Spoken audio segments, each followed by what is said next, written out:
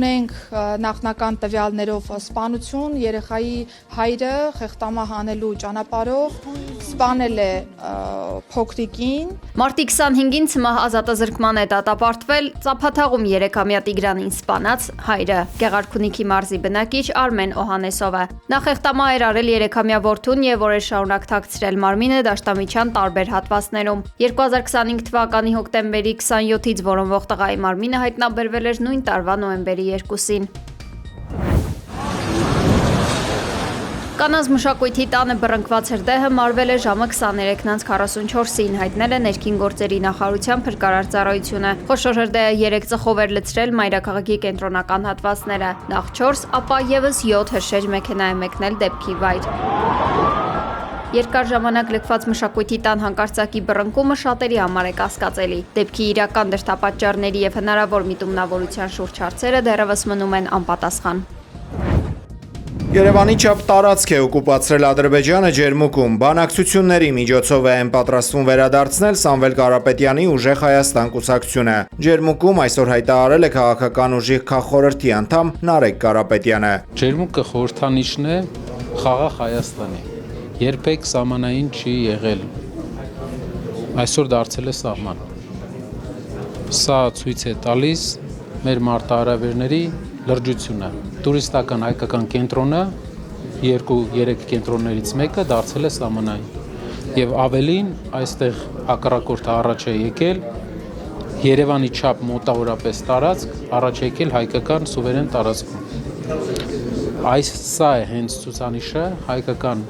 վերջի 8 տարիների դիվանագիտական ձախողումների, սխալ դիվանագիտության, ջերմուկի տարածքները եւ հայկական մյուս տարածքները, թե Վարդենիսում, թե Կապանի շրջակայքում վերադառնան Հայաստանին դիվանագիտության միջոցով, քանի որ դրանք հայկական սուվերեն տարածքներ են։ Ազգային բարերարի կուսակցությունը ջերմուկում այսօր ուժեղ խաղաղություն միջազգային համաժողով էր կազմակերպել, որի ընթացքում հուշագրեր են ստորագրվել հոլանդական անվտանգության հետախուզական ընկերության հետ, որը զբաղվում է հատուկ ջոկատայինների վերապատրաստմամբ, եւ հունական ընկերության հետ, որը մարտական զինատեսակներ օգտագործող զինվորների է վերապատրաստում։ Նարեկ Կարապետյանը հայտնել է նաեւ, որ ջերմուկում համաժողովին մասնակցել է մի ընկերություն, որը մարտական դիրքերը գերժամանակակից սարքերով զինելու մեջ մասնագիտացած ու աշխատում է մերձավոր արևելքի երկրներում։ Այդ ընկերության ներկայացուցիչների հետ շփումները չեն հանրայնացնում, սակայն Կարապետյանը վստահեցրել է հունիսի 7-ից հետո սահման պահող զինվորների ծառայությունն առավել անվտանգ է դառնալու։ Աշխարհում անցել են այսպիսի մոդելի, որ մասնագետների ներկայացմամբ, որ սահմանային առաջին կետերում հիմնականում տեղակայվում են տեխնիկական միջոցներ, որոնք վերահսկում են մինչև 25 կիլոմետր խորությամբ հակառակորդի կամ սահմանակցի շարժը եւ կարողանում են որոշ ժամանակ կանխարգելիչ տեղեկություն տալ, որպեսզի հիմնական ուժերը դուրս գան պաշտպանական դիրքեր։ Այսինքն, ինչպես բացատրում են մեզ մասնագետները, պոստային համակարգից աշխարհը սկսում է անցում կատարել խելացի սահմանի։ Իսրայելը առավոտյան հարվածել է Իրանի Շիրազ քաղաքին, բնակելի թաղամասի հրթիռակոծության հետևանքով զոհվել է 2 երեխա, եւս 2-ը վիրավորվել։ Այս պատերազմում Իրանի դաշնակից Հեզբոլլահը հարվածել է Թել Ավիվի կենտրոնում գտնվող Իսրայելի պաշտպանության նախարարության գլխավոր գրասենյակին։ Ավելին, հաղորդվում է, որ հարվածներ են հասցվել նաեւ Իսրայելի ռազմական հետախուզության թիրախներին։ Որքան էլ մինչ օրս Իսրայելի իշխանությունները չեն հրապարակել իրենց զոհերի իրական թվերը, այսօր հաստատել են իրանական հարվածների հետևանքով կան զոհեր, այդ թվում հրամանատարների շրջանում։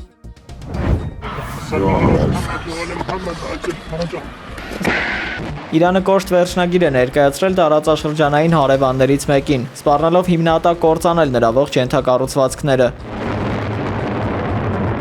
همینجا خیلی صریح و شفاف Իրանի խորհրդարանի խոսնակ Մոհամմադ Բաղեր Ղալիբաֆը հայտարարել է, որ այդ պետությունն աջակցում է թշնամիներին իրանական կղզիներից մեկի բռնազավթման հարցում։ Թեև Թեհրանն ուղղակի անուններ չի տալիս, ենթատեքստը հստակ մատնանշում է Արաբական Միացյալ Էմիրությունները։ Աբու Դաբին իր հերթին Իրանին համարում է գլոբալ անվտանգության եւ տնտեսական կայունության գլխավոր սպառնալիքը վերջին 50 տարիների ընթացքում։ Էմիրությունները պնդում են, որ արդեն խոցել են իրենց ուղղությամբ արձակված ավելի քան 2000 իրանական հրթիռ ու անօդաչու սարք։ The Wall Street Journal-ը հայտնում է, որ Արաբական Միացյալ Էմիրությունները պաշտոնապես միացել են Միացյալ Նահանգներին ընդդեմ Իրանի մղվող պատերազմում։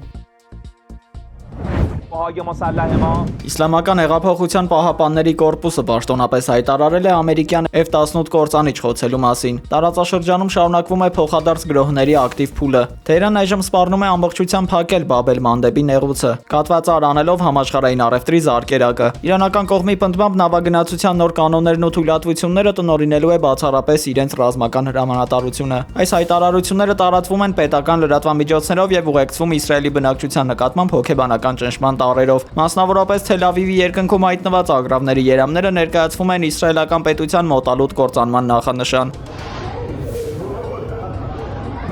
هیچ مذاکره‌ای بین ایران و امریکا اتفاق نیفتاده. Հայաստանում Իրանի դեսպան Խալիլ Շիղոլամին Սպուտնիկ Արմենիայի հետ հարցազրույցում հայտարարել է, որ Թրամփի խոսքերը բանակցությունների մասին պարզապես բլեֆ են եւ պատերազմի ճահճից դուրս գալու փորձ։ Դիվանագետի խոսքով պատերազմը չի ընթացել ամերիկյան սցենարով եւ հիմա Վաշինգտոնը ուզում է արագ ու դեմքը պահպանելով դուրս գալ իրավիճակից։ Դեսպանը նշել է, որ ամերիկացիները փորձում են հանդարտեցնել էներգետիկ շուկաները եւ պառակտել իրանական հասարակությանը, սակայն Իրանի ժողովուրդը կպաշտպանի երկիրը, մինչև հարձակվողը չփոշմանի իր արածի համար։ Շիրղոլամին շեշտել է, որ Թրամփն այժմ այնպիսի վիճակում չէ, որ կարողանա պայմաններ թելադրել։ Ինչ վերաբերում է միջնորդներին, ապա Թուրքիան, Եգիպտոսն ու Պակիստանը ցանկություն են հայտնել օգնել բանակցություններին։ Իրանը բարձր է գնահատում այդ ջանքերը, բայց դեռ հայտնի չէ, թե որքանով դրանք իրականություն կդառնան։ Էրբիլում իրանական անօդաչուի հարվածից հետո հրդեհվել է մի հյուրանոց, որտեղ հավանաբար տեղակայված են եղել ամերիկացի զինվորականներ։ Ավելի վաղ Թեհրանի ռազմական հրամանատարությունը պնդում էր, որ ամերիկացի զինվորականները լքել են իրենց բազաները եւ այժմ թաքնվում են տարածաշրջանի տարբեր վայրերում։ Իրանական կողմը նույնիսկ կոչ է արել տեղի բնակիչներին հայտնել ամերիկացի հրամանատարների գտնվելու վայրի մասին։ Աբբաս Արաղչին կտրուկ մերժել է բանակցությունների հնարավորությունը, դրանք համարելով Վաշինգտոնի պարտության խոստովանություն։ Ի պատասխան Սպիտակ տունը սպառնում է Իրանին դժոխային հետևանքներով եւ զգուշացնում նոր ռազմավարական սխալների վտանգի մասին։